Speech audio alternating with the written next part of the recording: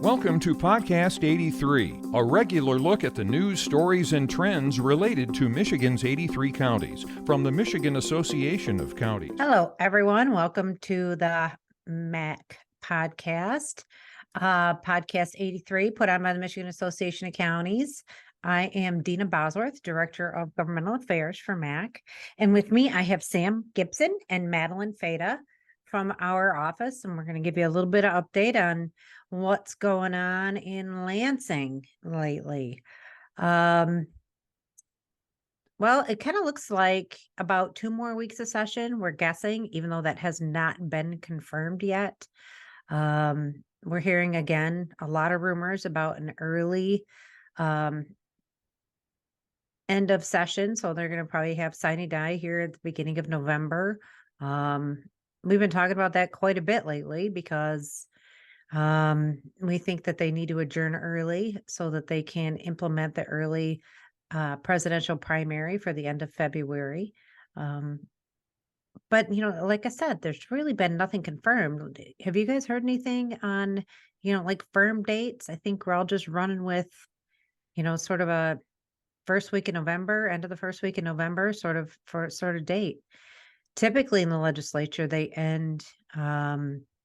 take a break in November for hunting season. So opening day and the 15th, and then they're gone usually through Thanksgiving and they come back in December. We don't think they're going to come back in December this year. So what that kind of means for us is, this is our end of session crunch time where a lot of bills are going to go. They're going to be here probably late at night for the sessions that they do have, trying to get their priorities sent over to the governor. Speaking of priorities, Sam, why don't you talk a little, or Madeline, why don't you talk a little bit about energy and siting of renewables, because that is a huge priority. Yeah, so we've been talking about it quite a bit over here. Last week in our podcast, I mentioned that 2 weeks ago, there had been a committee hearing in the House Energy Committee on the solar siting legislation. And this is the legislation that would preempt all local control and give the siting authority over to the Public Service Commission. Oh, wait, hold on. Wind too. Wind makes wind, solar and wind, all renewable energy. Yes. So 2 weeks ago, there was a long, tense committee hearing. We were set to testify, but they ran out of time. So last week, we finally had the opportunity to, and I think we got our message across that we're not trying to stand in the way of solar build out or wind build out.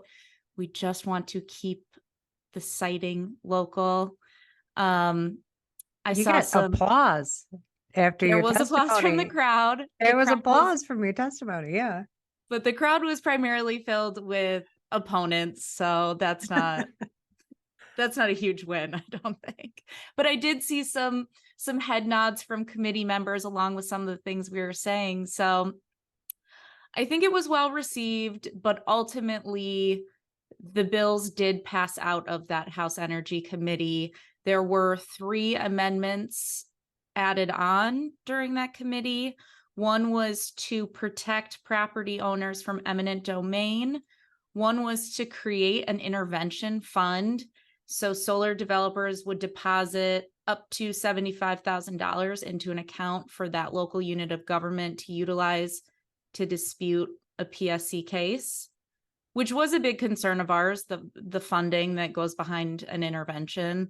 And then the third was to further define public benefit, to clarify the definition of public benefit. So all great amendments, doesn't really move the needle for us though, because at the end of the day, it's still preemption. The votes were, all the Republicans voted no, all but one Democrat voted yes. One Democrat, Representative Whitsett from Wayne County, passed on her vote. But so those will move to the House floor. Unclear, though, if that will happen in the next couple of weeks before they adjourn. It's our understanding that the Senate Clean Energy Package, which is setting that 100% renewable goal by 2040, these siting bills are now dependent on the movement of those Senate clean energy bills. Am I making Yeah, sense? I think it's kind of vice versa. Like they're like, well, does the House have the votes to reform siting? And does the Senate have the votes for the 100% clean energy? And they're kind of dependent on each other, right? I mean, isn't that what Yeah. the utilities are saying? Like, we can't meet your renewable energy goals unless you get the siting done. I think it's the other way around. I think if the Senate bills get done, then some of the House Democrats who are on the fence on the siting piece will then approve of the siting piece if the bigger goals are set in statute, I believe. Right. But it's still, yeah, a lot's up in the air. The votes are uncertain at this point. So, And we've done everything we can to try and provide some sort of direction or compromise that might be a little bit better.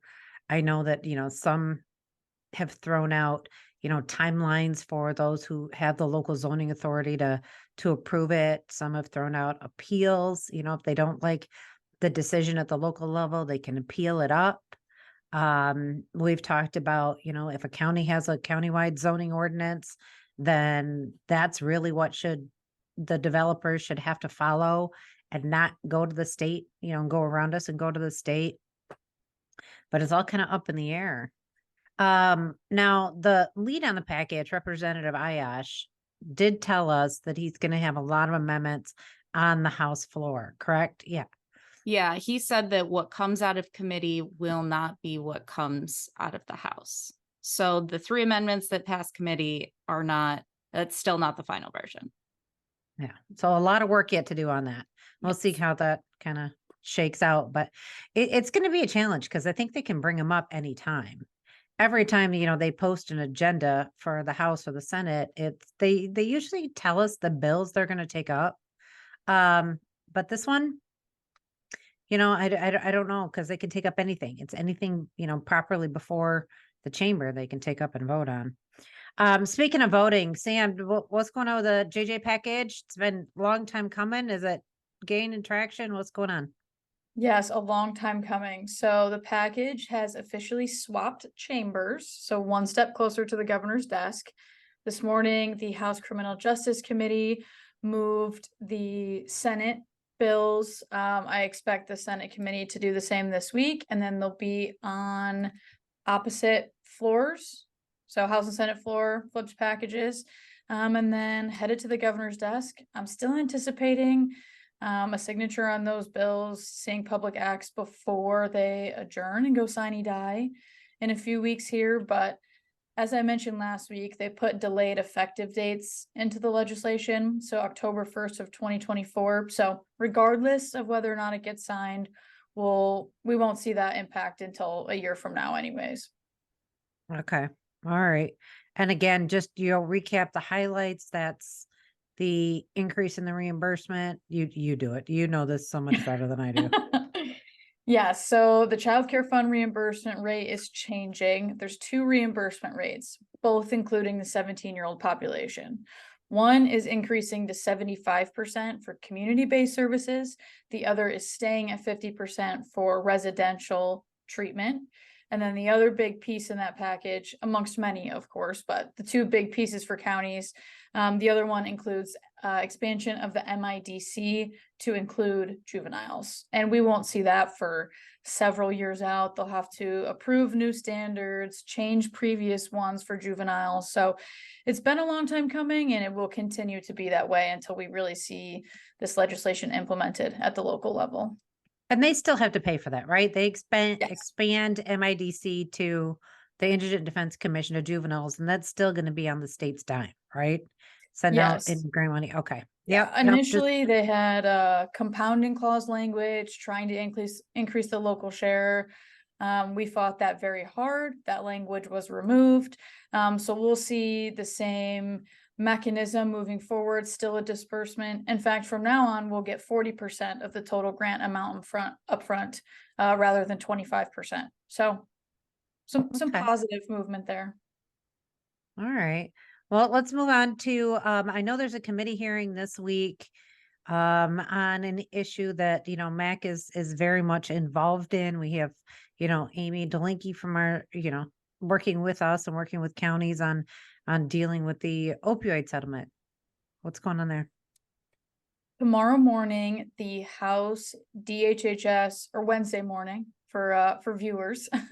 The House DHHS Appropriations Subcommittee is having presentations done on the opioid settlement funding. So I think DHHS, possibly the Attorney General's office, will be doing presentations for that committee. They didn't outline on the agenda who's presenting, but they did just post shortly before we jumped on here to record. So I'm looking forward to that tomorrow morning. And yeah, it's just to plug Amy one more time. She's our opioid settlement technical advisor. She's an expert on all things opioid settlement. So I highly recommend that our members reach out to her with questions. Great. Well, let's talk, a little bit of, sort of what's been happening internally in our office and kind of what's going on with, counties in general. We have a policy summit coming up here in Lansing on December 7th. So for our members who are interested in coming to learn more about certain issues, we're going to cover, our county services survey and several other issues. So please go to the MAC website and register for that one-day policy summit. That'll be on December 7th here in Lansing. And then a quick plug, because I know that the NACO Legislative Conference registration is now open. So NACO will be having their regular legislative conference in February in DC, February 10th to 13th. I know this because Vicki has been hounding me to make sure that I get registered and get all of that taken care of. So thank you, Vicki, even from our office. And then a couple of other things. One more legislative thing I wanted to touch on is just that we have had no movement on our revenue sharing trust fund bills. Those are the bills that would create the fund and make it a percentage of the state sales tax. They passed out of the House Local Government Committee unanimously months ago. And they're just sitting on the House floor and not having any movement. Still struggling with getting the administration on board with that. But if anybody wants to reach out to their legislators who are listening to this and encourage them to push for the vote on those revenue sharing trust fund bills, that would be greatly appreciated. And then lastly, we've had lots of committee activity. So our internal committees, as everyone hopefully knows, meets, at least 6 times a year. And each time they meet, we bring in a guest speaker to talk a little bit more about things that they are very much, interested in that committee. So policy topic specific. Sam, you had both Health and Human Services and Judiciary Committee this week. Who'd you have in to talk? Yes, yesterday morning we had the Michigan County Medical Care Facilities Council in to present to the Health and Human Services Committee, talk about all things county medical care facilities, workforce shortages that they're facing, how counties can help. And then in Judiciary, we had the president of the Medical Examiners Association in to present, talk about shortages that they're facing, partnerships amongst counties, how we can help them help us. So fruitful conversations as always. And I think our members really appreciate when speakers come in and we learn a lot.